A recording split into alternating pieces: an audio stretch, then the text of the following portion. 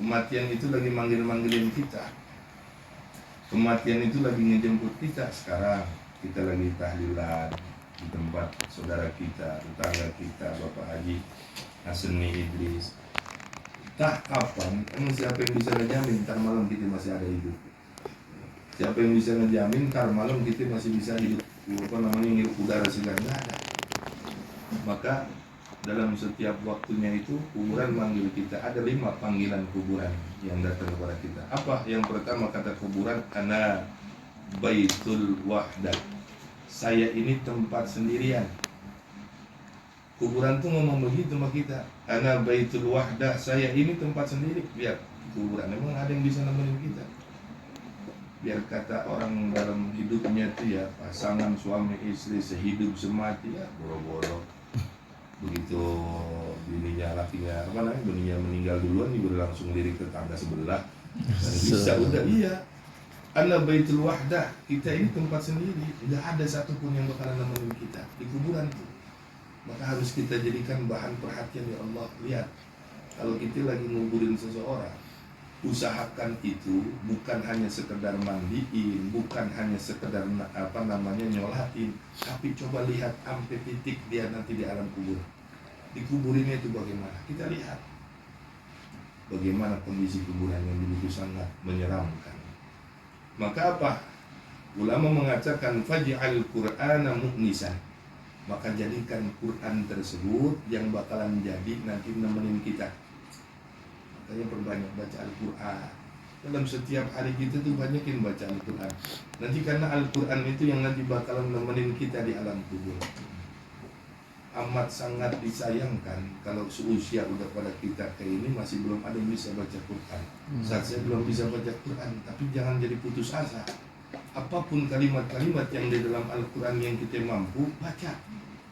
Selama kita itu nggak mampu dalam membacanya, contoh kita hafal surat ini, kita hafal surat ini, tapi kita nggak bisa membacanya, udah itu aja yang hafalan tersebut jadikan bacaan kita. Karena suatu saat nanti bakalan jadi temenan tuh, temennya kuburan kita. Quran itu sangat luar biasa, ya. Quran itu sangat luar biasa. Jadi untuk nemenin kita nanti di alam kubur adalah salah satunya adalah Al-Quran. Nanti panggilan kedua, ketiga, keempat, kelima kita lanjutin di babak selanjutnya. Itu saja, mudah-mudahan jadi manfaat. Al-Fatihah. Bismillahirrahmanirrahim. Baitul Zulam. Dalam kubur saya ini adalah tempatnya kegelapan. Kita lihat dah, emang ada penerang di alam kubur? Nggak ada. Satu pun penerang itu nggak ada. Makanya ketika ada orang meninggal dunia, jadikan bahan renungan buat kita. Ketika kita takziah, ketika kita melihat dan lain sebagainya, langsung berpikir dalam hati kita, ya Allah, apakah nanti saya bakalan dipanggil dengan seperti ini? Ya Allah, apakah saya nanti matinya dalam keadaan bagaimana? Jadi merenung tuh hati. Bukan hanya sekedar kita takziah, melihat sang mayit, melihat orang yang meninggal dunia, enggak. Karena di alam kubur tersebut Baitul Zulam, tempatnya gelap, udah enggak ada pelita sama sekali. Lantas apa sih pelitanya? Lantas apa sih penerangnya di alam kubur tersebut?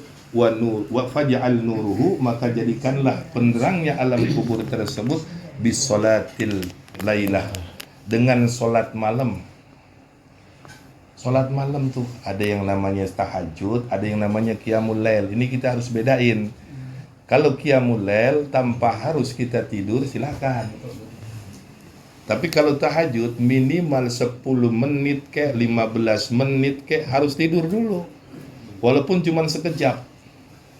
Karena beda antara lailah atau sekolah qiyamul lail dengan tahajud. Tahajud tersebut ulama menjabarkan yang disebut dengan tahajud tersebut lahzatan min qiyamin naum. Sebentar walaupun hanya sekedar tidur daripada bangun daripada tidur. Walaupun sebentar. Tapi saya yakin sih orang-orang perumahan, saya yakin kalau udah jam 2 pada bangun semua. Amin. Aku ngapain? Apa ngencing doang? Apa bagaimana? Saya nggak tahu deh tuh ya. Apa bangun tahajud atau bagaimana? Saya nggak tahu. Iya. Ada juga yang mengatakan bahwa penerang cahaya di alam kubur tersebut bisolatil maktubah, atau dengan solat-solat yang wajib, solat-solat wajib. Perkara solat wajib nggak kudu khusyuk. Kita model kayak kita khusyuknya kayak apa tuh nggak penting. Susah model kayak kita mau khusyuknya bagaimana. Sekhusyuk-khusyuknya kita itu paling cuman selesai takbiratul ihram doang. Pas takbiratul ihram kita khusyuk, tapi selesai itu wah udah susah kita untuk khusyuk. Lantas sia-sia dong sholat kita. Perkara sholat mah urusan Allah, Allah yang terima, Allah yang kagak terima. Kita harus husnuzon sama Allah bahwa setiap sholat yang kita setuju tersebut itu pasti diterima sama Allah. Saat kalau saya sholat pikiran saya kemana-mana, mendingan pikiran kemana-mana mendingan sholat pikiran kemana-mana daripada kemana-mana kagak sholat. Bener gak? Iya, mendingan kita sholat pikiran kita kemana-mana. Benar, daripada kita kemana-mana kagak sholat. Itu paling penting. Udah sujud sekali aja udah penting banget, udah paling hebat dah. Makanya saya ngajar sama anak-anak remaja tersebut, saya nggak langsung tekankan mereka tersebut harus sholat 5 waktu, enggak. Saya bilang nggak sholat, Ustaz saya bisanya johor doang, udah johor silakan. Yang penting udah sujud udah hebat banget di hadapan Allah. Ntar perkara hidayah Allah yang nentuin. Kalau dia udah demen, udah nikmat ngerasain rasanya sholat, baru nanti bakalan nambah. Anak-anak pengajian kata saya begitu tuh. Ustaz saya cuma sholat johor doang, alhamdulillah. Besok 2 minggu kemudian ngaji lagi dia ngomong lagi, Ustaz alhamdulillah sekarang nambah sama asar. Itu kan enak. Daripada nggak sholat sama sekali, bagi saya mendingan sholat udah biarin aja. Yang penting ada kenikmatan dulu dalam hati. Hidayah itu Allah yang ngasih, bukan manusia. Yang nentuin mendapatkan hidayah itu adalah Allah, bukan kita. Dan yang ketiga, panggilan kubur tersebut yaitu wa ana baitut turab. Saya ini tempatnya tanah, lihatin Pak. Kita tidurnya di tanah. Bahkan kalau orang sini itu dibikin bantal-bantalan buat tempat tidur itu pakai tanah. Semuanya dipakai tanah semua tuh. Enggak ada. Maka apa? Kalau kita pengen kasurnya nikmat, dapat spring bed di dalam kubur tersebut, fafirasuhu, maka yang kasurnya untuk di alam kubur apa? Bi a'mali sholeh, itu dengan amal soleh. Kebaikan itu gampang, bukan hanya sekedar sedekah dengan materi yang kita miliki, bukan.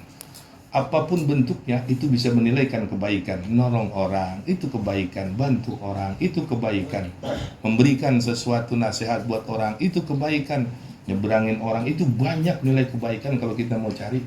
Cuman kita sendiri yang nggak sadar akan nilai kebaikan tersebut. Maka jangan pernah memvonis seseorang itu nggak ada nilai kebaikannya. Siapa tahu dia itu punya nilai kebaikan yang selama ini kita nggak pernah ngelakuinnya. Jadi kalau hati kita punya prinsip, wah ini dia orang begini-begini, jangan begitu. Tapi siapa tahu dia justru ada amal soleh yang selama ini dia lakukan tapi kita nggak pernah ngelakuin. Kalau kita cara pandang kita manusia seperti itu, nikmat hidup. Tapi kalau cara pandang kita manusia itu saling dengan perbedaan, egoisme, merasa diri paling hebat, nggak bakalan bisa kita. Itu yang paling dibenci sama Allah. Mohon maaf, saya punya saudara, paman saya orang LDII. Paman saya ngatur lagi orang Muhammadiyah. Tapi nggak pernah tuh yang namanya kita berantem. Saatnya yang mau tahlilan, saatnya dia mau ngaji begini, saatnya dia mau begitu, dia begitu. Kenapa? Karena kita punya prinsip amaliyah itu masing-masing Allah yang nentuin, silakan. Selama nggak keluar dari syariat ajaran agama, dia adalah saudara kita. Selama dia sholatnya sama, selama dia syahadatnya sama, selama dia puasanya sama, kitabnya sama, Al-Quran, dia saudara. Kecuali kalau kitabnya udah beda, kecuali sholatnya udah ditambahin, kecuali udah syahadatnya beda, ya kayak Mirza Ghulam Ahmad itu kan berarti udah bukan saudara dia. Ahmad Musadik itu ya bukan saudara kita. Kenapa? Karena sudah mengaku dirinya sebagai nabi. Kalau nabinya sama, Al-Qurannya sama, sholatnya ngadepnya sama, itu saudara sudah. Bukan harus bagaimana. Kenapa? Karena kita nggak tahu kematian kita nanti bagaimana ujungnya. Mudah-mudahan menjadikan manfaat buat kita semuanya. Al-Fatihah. Zikir tahlil tahmid, pembacaan surah Yasin, keliling doa, mudah-mudahan almarhum diampuni dosanya Allah Subhanahu wa taala, diterima di Islam ya Allah Subhanahu wa taala. Hadirin yang dirahmati oleh Allah, melanjut pertanyaan yang keempat ataupun panggilan kubur yang keempat. Apa kata kubur tersebut? Ana baitul afani. Saya ini, kata kubur, tempatnya yang nanti bakalan dimakan nama cacing. Tempatnya cacing tanah. Siapapun jasad yang kalau sudah masuk ke alam kubur, udah pasti bakalan ditelan, dihancurkan, dan bahkan tidak berbekas, itu kalau sudah dimakan cacing-cacing tanah.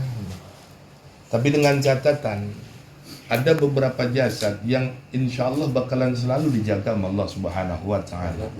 Yang pertama, yaitu jasad orang yang hafiz Quran. Orang yang hafiz Quran, insya Allah jasadnya bakalan dijaga sama Allah. Nggak bakalan tersentuh satupun oleh yang namanya binatang-binatang tanah. Jadi beruntung orang yang hafiz Quran. Jadi jangan pernah sembarangan ketika orang tersebut menghafalkan Al-Quran itu bebannya berat. Saya waktu di pondok itu ada prioritas, ada pelajaran tambahan untuk hafalan Quran. Ya, namanya kita mondoknya juga begitu. Habis selesai baca kitab segala macam, hafalan Quran tuh cuman hafal 3 juz doang udah. Selesai itu saya kagak berani ngapalin. Kenapa? Karena otak saya nggak sanggup. Karena terlalu banyak pemikiran, pelajaran ini, pelajaran itu, nggak sanggup saya.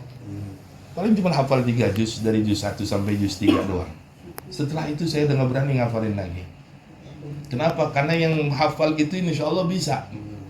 Tapi yang jadi masalah, ngerawatnya itu yang paling susah. Ngafal itu insya Allah bisa. Kita pernah dihebohkan, ada salah seorang putra Indonesia usia 5 tahun sudah hafal Quran. Tuh, pernah dihebohkan di media sosial. Bahkan anak tersebut udah dibawa kemana aja nih, ke luar negeri, ke Mesir, segala macam dalam ajang perlombaan hafiz Quran. Itu luar biasa. Ini bocah ternyata bisa mengalahi daripada Imam Syafi'i. Imam Syafi'i 9 tahun beliau baru bisa hafal Quran. Ini bocah luar biasa. Apa yang ternyata dalam didikan orang tuanya, ketika diwawancara, orang tuanya tersebut ngomong begini, saya dalam setiap harinya tuh anak saya ketika baru lahir, mau tidur disetelin ayat-ayat Al-Quran. Jadi bunyi-bunyi kalimat-kalimat thayyibah itu di kalimat-kalimat Allah selalu terdengar tuh di kuping anak tersebut dalam setiap harinya.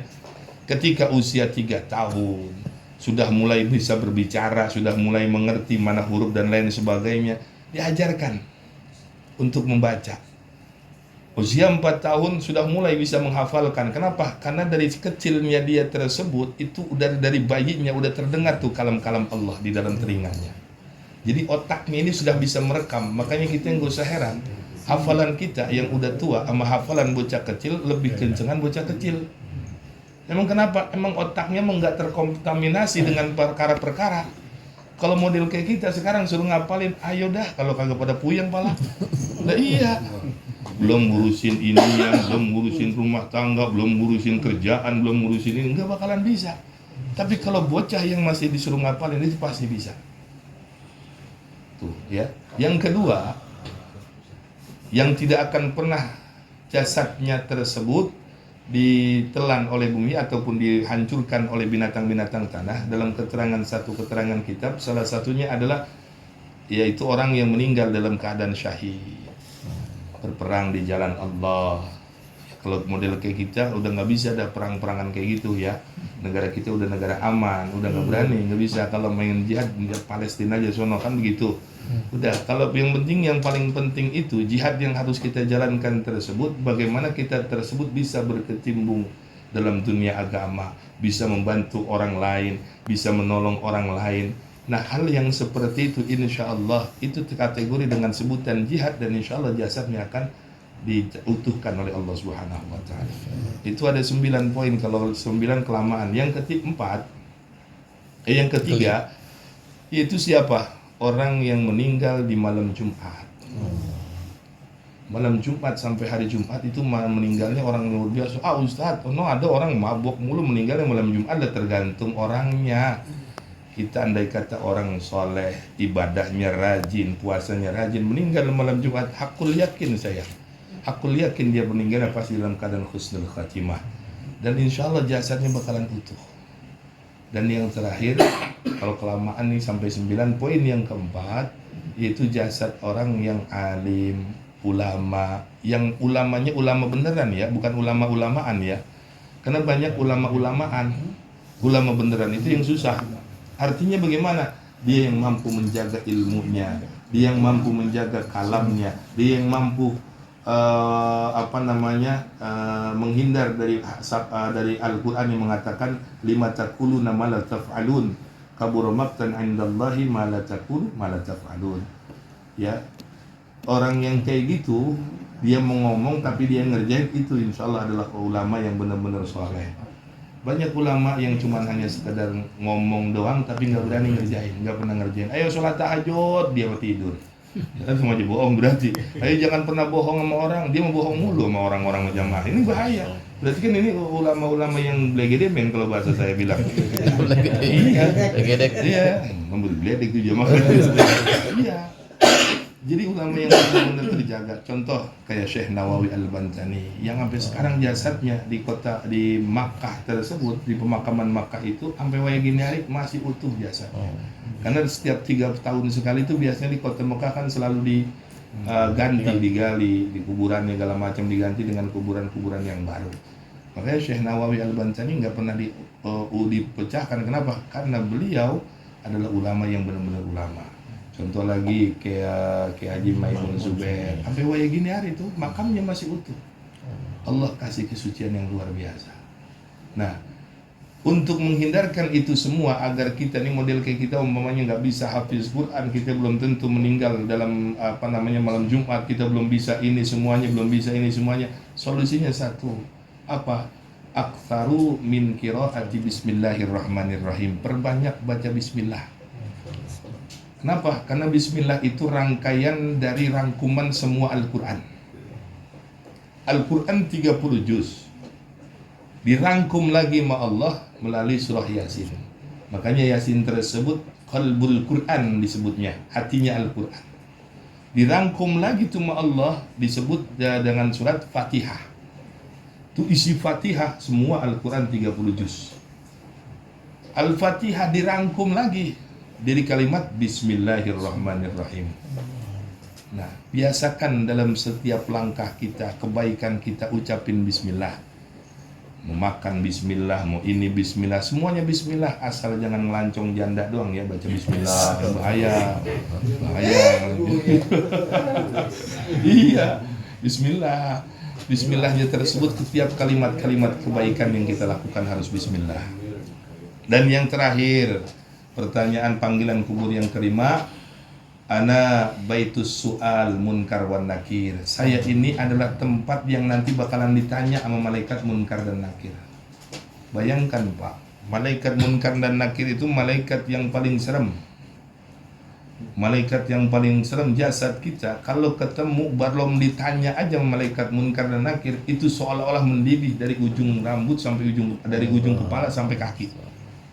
Kalau orang yang nggak beriman di hadapan Allah, belum ditanya ini, baru ngelihat matanya malaikat munkar dan nakir, itu seolah-olah mendidih tubuh kita. Apalagi dengan pertanyaan-pertanyaan malaikat munkar dan nakir. Man rabbuka, man nabiyuka. Oh, saya mau udah hafalin sebelum mati.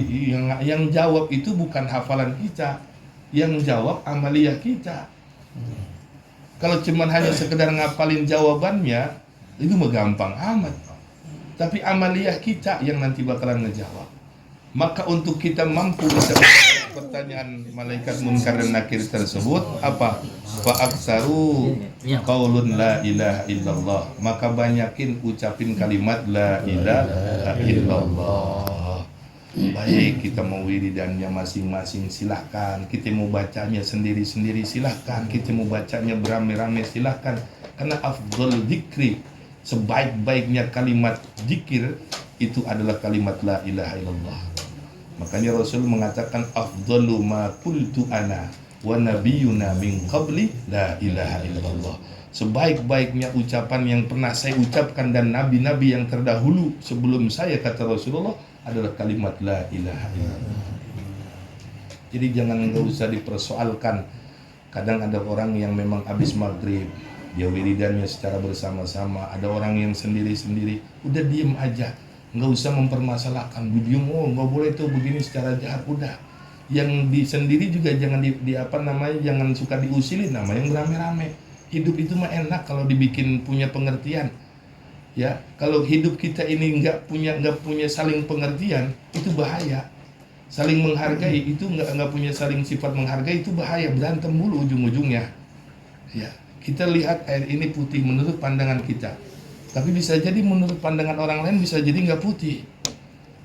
Ya, kenapa? Kalau umpamanya dicampur kopi segala macam, udah nggak bisa bakalan putih.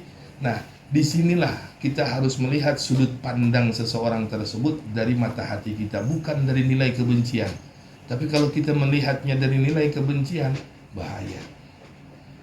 Ada orang yang bilang, wah sholat mah harus begini. Imam Syafi'i memang benar takbiratul ihramnya begini. Ada orang yang sholatnya begini, itu benar. Kalau kita paham ilmu, nggak bakalan saling menyalahkan. Yang jadi masalah, udah nggak paham ilmu, saling nyalahin. Itu yang jadi masalah. Ya, enggak ngerti ilmunya, udah saling menyalahkan. Oh, sujudnya Nabi Muhammad mah harus dengkul dulu, bukan tangan dulu.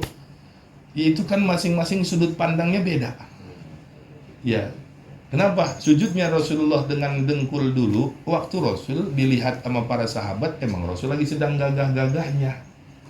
Ada sahabat juga yang melihat Rasulullah sujud melalui tangan dulu. Kenapa? Karena waktu itu Rasul lagi sedang kondisi sudah tua. Jadi kalau kita ambil ujungnya, sebenarnya nggak bakalan jadi masalah. Cuman kita aja yang selalu mempermasalahkan sesuatu yang kagak ada beres-beresnya. Udah, hal yang seperti itu tinggalin. Cukup kita bikin satu kerukunan. Kalau terus-terusan umat Islam saling membenci satu sama lain, kagak bakalan maju, Pak. Orang Amerika mau udah pada ke langit, udah pada ke bulan, dan kita masih di jobro gue di bumi. Ya ilaha illallah. Ya, coba kita berpikir, oh ya Allah, dia saudara saya. Biarkan dia wiridan dengan wiridannya. Biarkan dia wiridannya dengan jaharnya. Biarkan dia baca la ilaha illallah dengan kencengnya. Biarkan saya juga membaca la ilaha illallah dengan hati saya. Itu kan nikmat. Jadi nggak bakalan saling mengusil satu sama lain. Mudah-mudahan manfaat buat kita semuanya. Tentunya saya dari malam pertama sampai malam ketiga ini banyak kesalahan. Mohon dibukakan pintu maaf yang sebesar-besarnya. Kalau kata-kata saya banyak yang salah atau kalimat-kalimat salah saya ini banyak yang kurang mengenakan, mohon dibukakan pintu maaf yang sebesar-besarnya. Al-Fatihah. Bismillahirrahmanirrahim. Alhamdulillahirabbil alamin. Arrahmanirrahim. Maliki yaumiddin. إياك نعبد وإياك نستعين اهدنا الصراط المستقيم صراط الذين أنعمت عليهم غير المغضوب عليهم ولا الضالين آمين.